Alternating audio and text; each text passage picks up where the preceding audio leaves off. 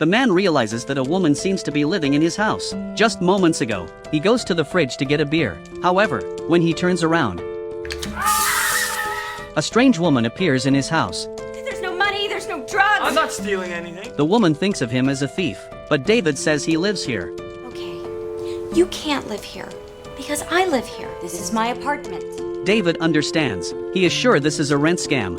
But Elizabeth is not convinced. She claims that she bought everything in the house. Is that a ring?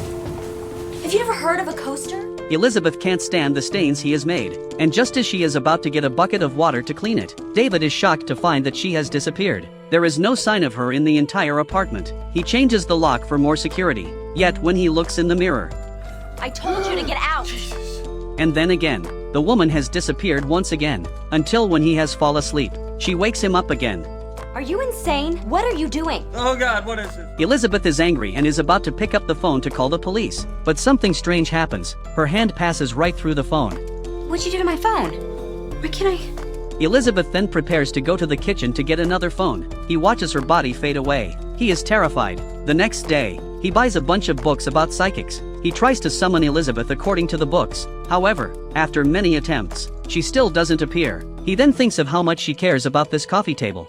I've got a hot, moist cup of coffee in my hand. There is no coaster on this table. Then he prepares to put the coffee on the table. Don't you dare.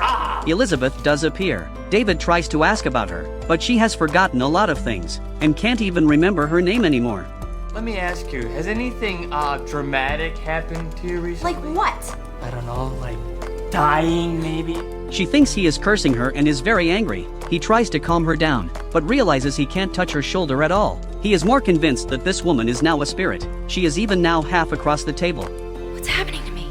You're dead! She punches him angrily several times, but they all land in the air and can't touch him at all. He tries to get her out of his house, but she can't accept it. However, she goes right through him and jumps off the building. Rest in peace. I'm not leaving. Elizabeth finally comes to terms with her death, but she doesn't remember what all happened, so she keeps showing up at David's side, wanting him to help her with the investigation. All he can do is call in an exorcist. The power of Christ compels you!